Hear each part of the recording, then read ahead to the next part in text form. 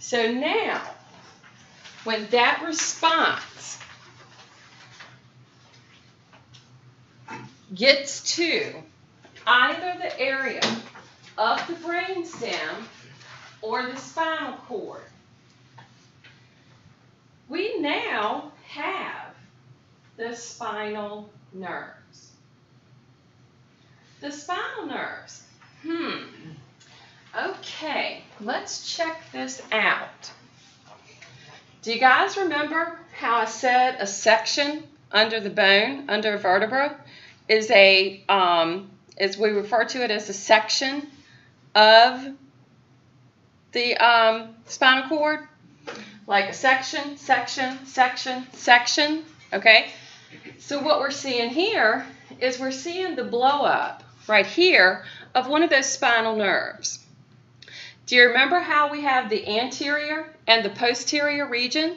Like we've got the anterior and the posterior side. Now, follow what's happening here.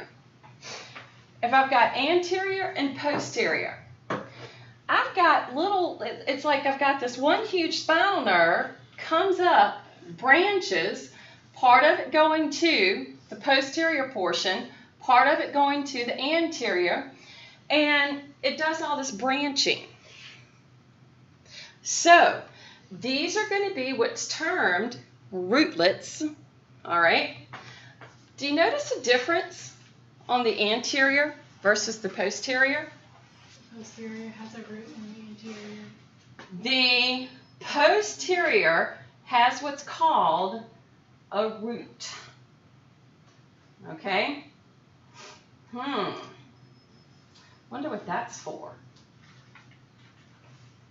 Wait, you said For the communication. ganglion. The ganglion. Posterior root ganglion. Wait, anterior doesn't have a root either. Anterior doesn't have it. The posterior does. Now, when you hear the term ganglion, because we're going to come across that quite a bit, that is telling you it is a dense area of nerve cell bodies. All right, so when you hear ganglia, it is a dense area of nerve cell bodies. So we've got this posterior, got anterior. So now we end up with this huge nerve.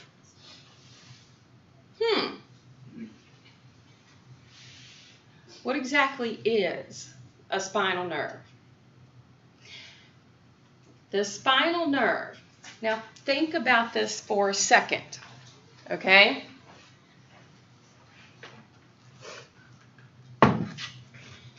Descending.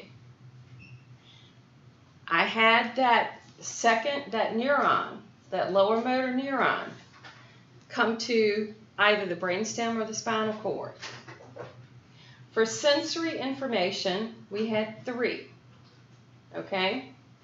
Now, that tells me that what is exiting from the spinal cord are axons.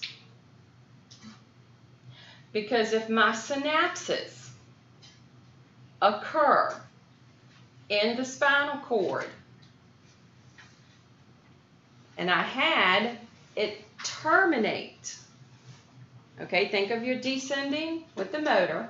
If it terminated, it had to synapse something, okay? So that axon exits. So what's exiting, or maybe I should say, the nerve that we see between the bones, this is axons. So if I'm in my spinal cord,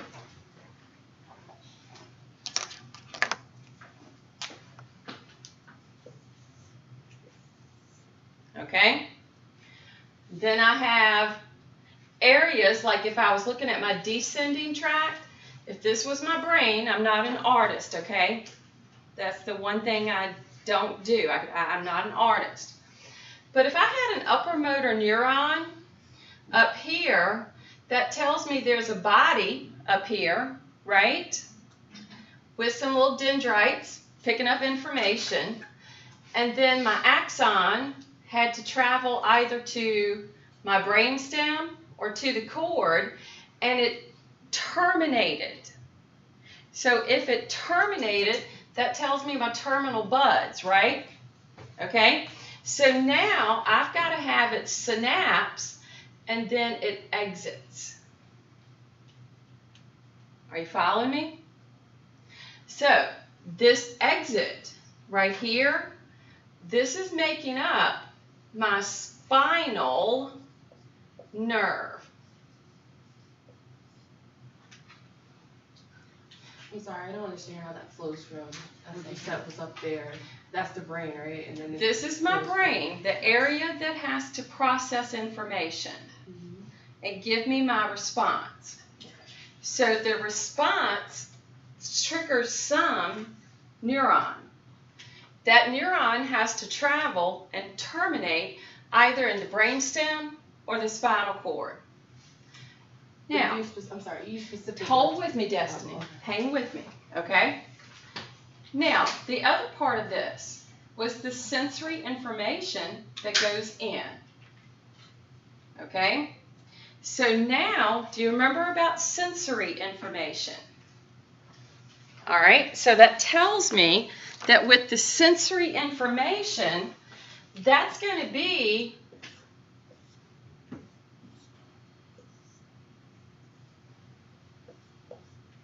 the rest of my body, right? So it could be, I don't know, leaning against the wall, and I got some pressure, okay? It could be sitting. It could be standing. It could be lifting. It could be pushing, okay? Some type of sensory information had to move in. Is everybody with me? And that sensory information had to travel up. Okay? So that sensory information that traveled up, for example,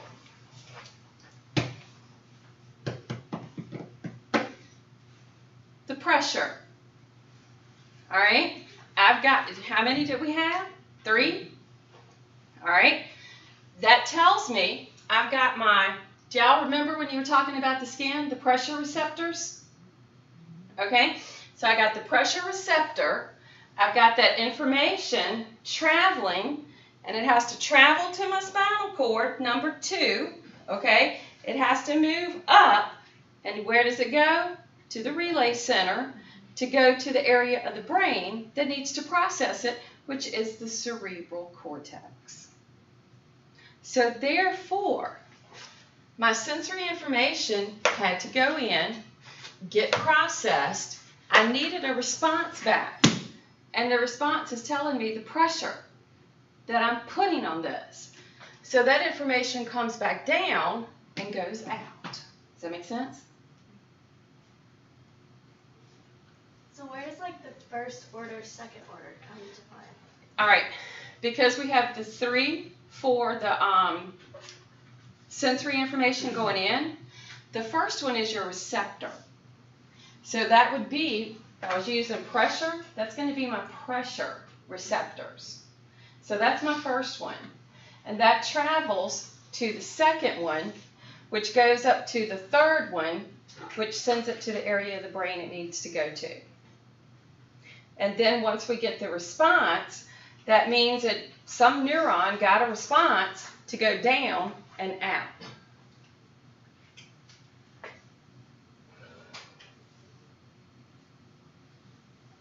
You said that there were cell bodies in the ganglion, though, not in. Now, when we look at that information can either synapse in that ganglion or not.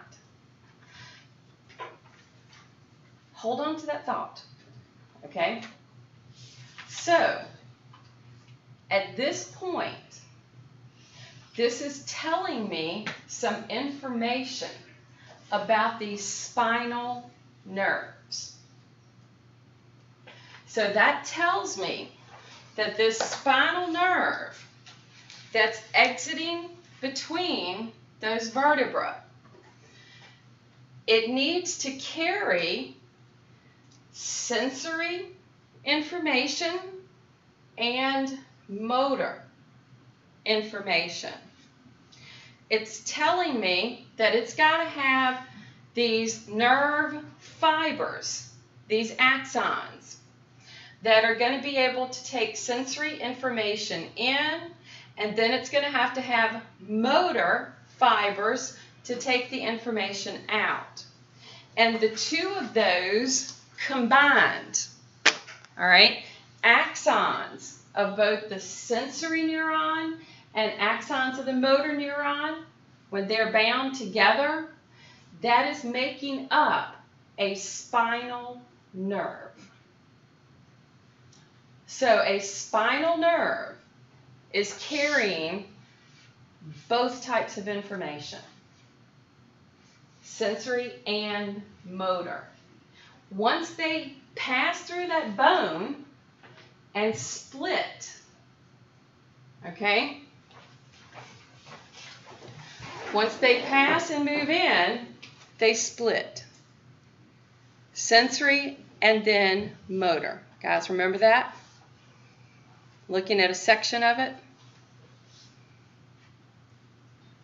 So therefore, we're going to say mixed nerves. Spinal nerves are mixed because they're carrying both sensory and motor information.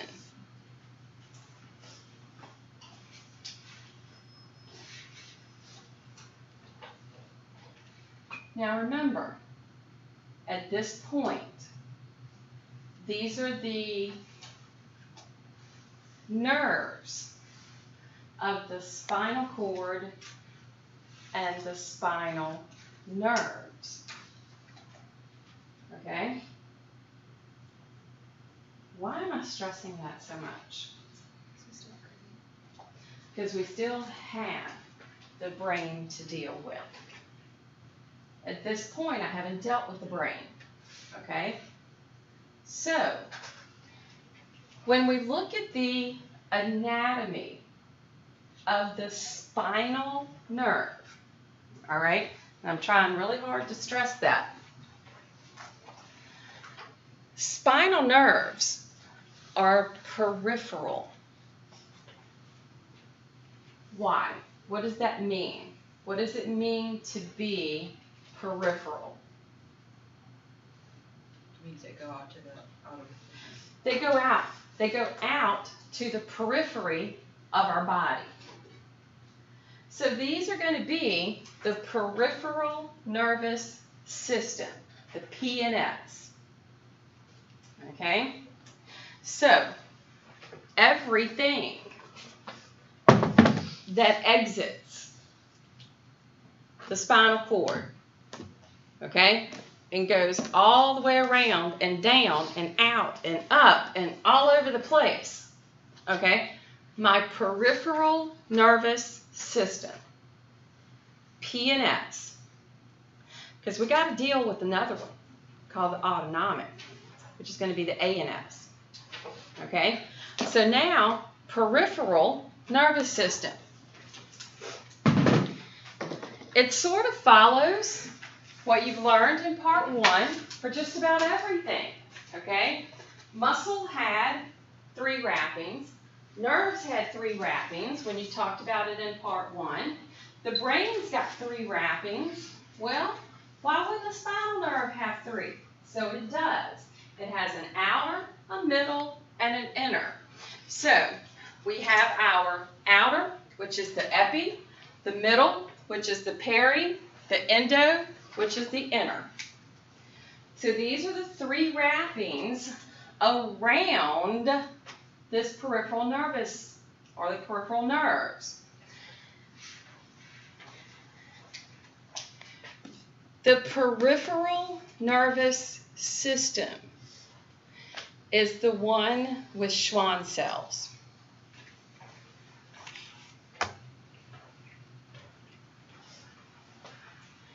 The axon is going to have wrappings. Do you remember the Schwann cell? And it laid down wrapping, wrapping, wrapping.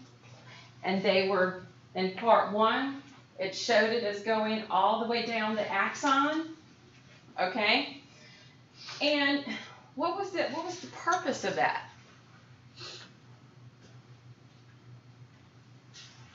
What did the Schwann cells do? They sped up the Conduction. First of all, they provide a little bit of a cushion, a little bit of a protection, okay? Because we're creating our myelin, which is something that I think we're familiar with. But note my terminology here. In the peripheral nervous system is where you're going to find Schwann cells. Why am I trying to stress that? It is different in the brain. Okay? So my peripheral nervous system, the spinal nerves, are wrapped in the myelin. They help provide protection, and they're going to speed up the conduction of an impulse, of something that gets the nerve started. For example, wake up during the middle of the night, it's dark, trying to make your way to the potty, and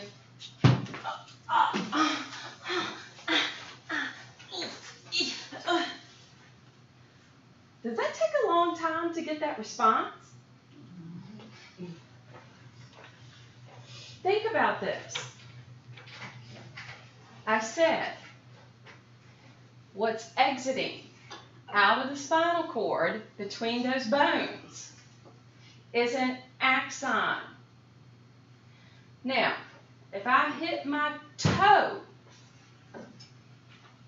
think about the length of some of these axons. Have you ever thought about that?